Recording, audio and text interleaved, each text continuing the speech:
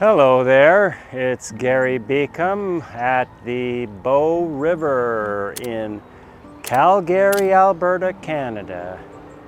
And just letting you know that I hope that you're watching the Gary Moves videos, that you're subscribed to the channel, and that you're checking out my twice a week for the last year and a half or so, whatever, postings. If you're not already following and subscribed, then you do have some catching up to do. And in addition to helping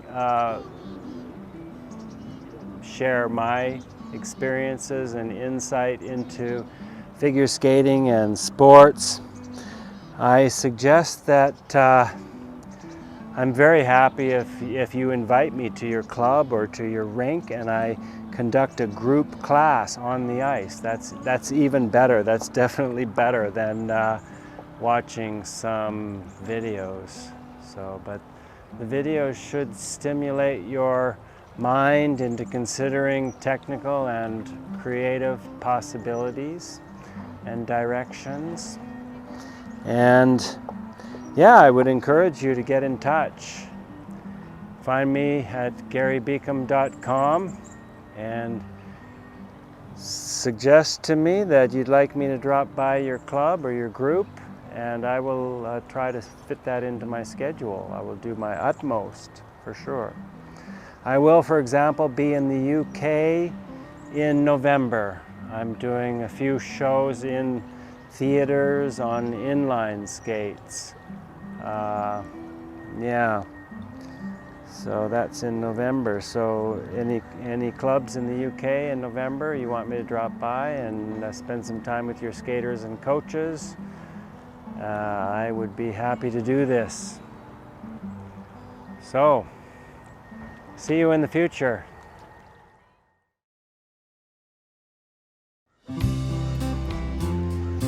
Yeah, so because I decided in the program, like I decided beforehand, I wasn't going to do a double flip. It hurts too much, that ankle and Achilles tendon. I just developed some tendonitis, and I thought, oh, what can I do? But so then in the program I just started out with an axle, simple axle. It went pretty good and didn't have any pain. It felt good. And I did a double toe loop, maybe the best double toe loop of my life, and because it's my worst jump, but it did a very nice one.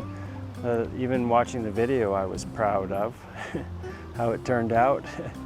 So I thought, oh, I feel good out here. Why not do a double flip? So then I did a double flip, and that seemed to go pretty good. I didn't get a good launch on it. It was a little inferior, but I did it, and it wasn't really a mistake or anything. It just could have been a little more refined.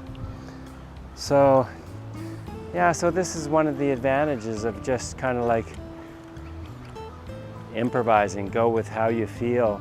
And yeah, in the case of the artistic program, I decided to really listen more carefully than I ever have before to the music, so that I would really turn it into a dance with a good connection to the music. And that seemed to work quite well, because I got the audience going pretty good. I had the judges, engaged, and so the performance went very well. And this is whether or not you're improvising for a performance. Sometimes when we get nervous, especially, you need to kind of relax and listen to the music.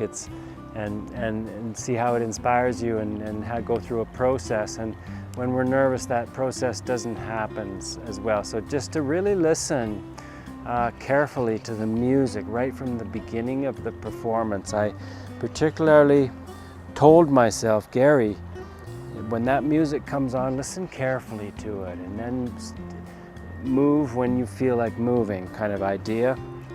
And it worked pretty good, and I was told that I didn't miss a beat in the performance.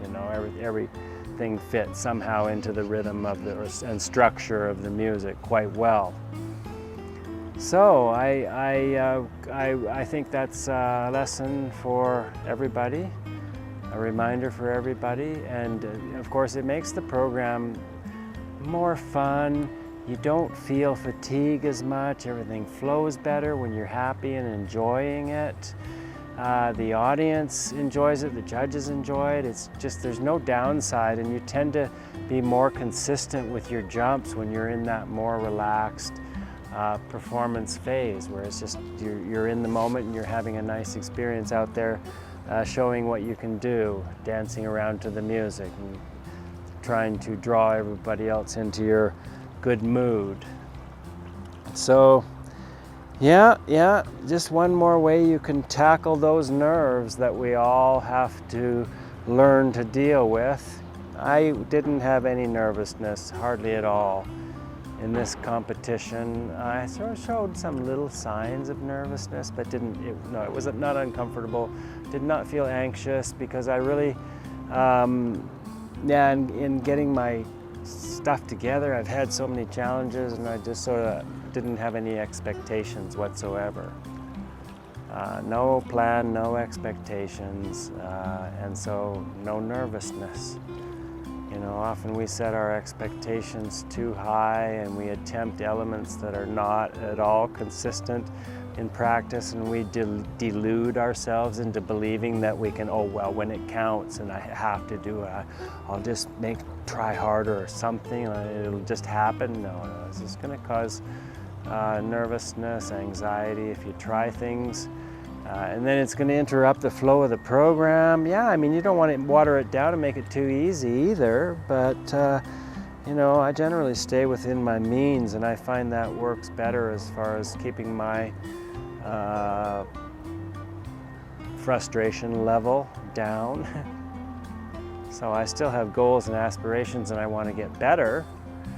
I'm not apathetic, and I'm not just there to show up, you know, but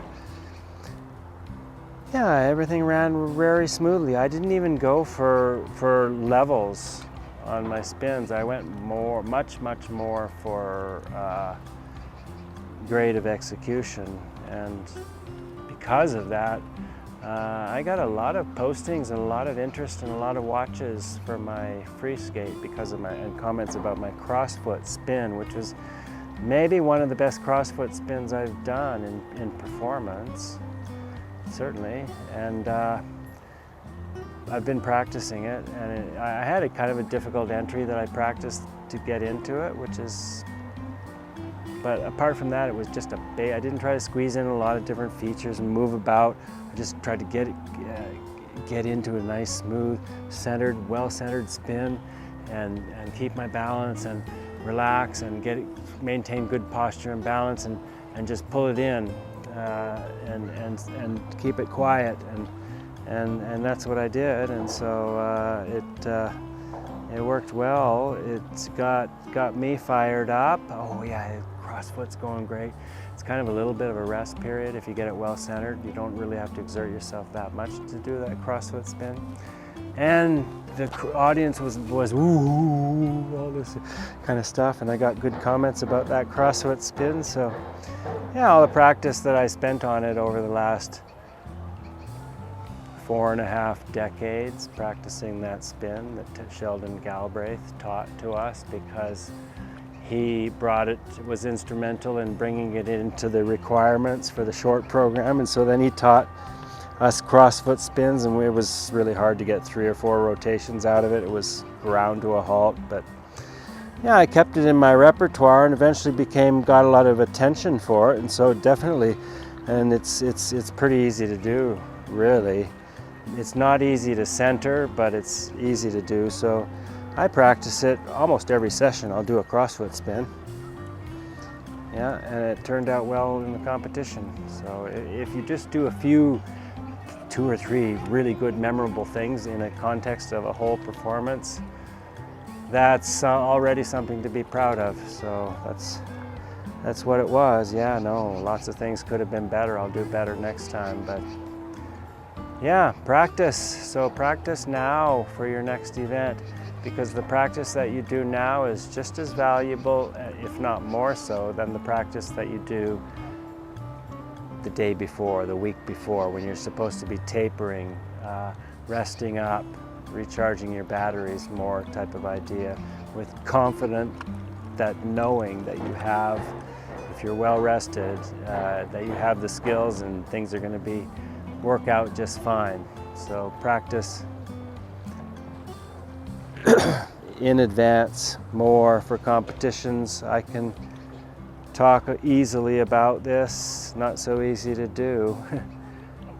Competitions motivate us, and the closer they get, the more they motivate us. So yeah, but yeah, I do try to practice like I practiced this morning, and I tried to make progress in my practice no matter what the conditions are. I try to, and I try to keep active. Instead of sitting in a studio on a couch, I'm out here walking on the rocks.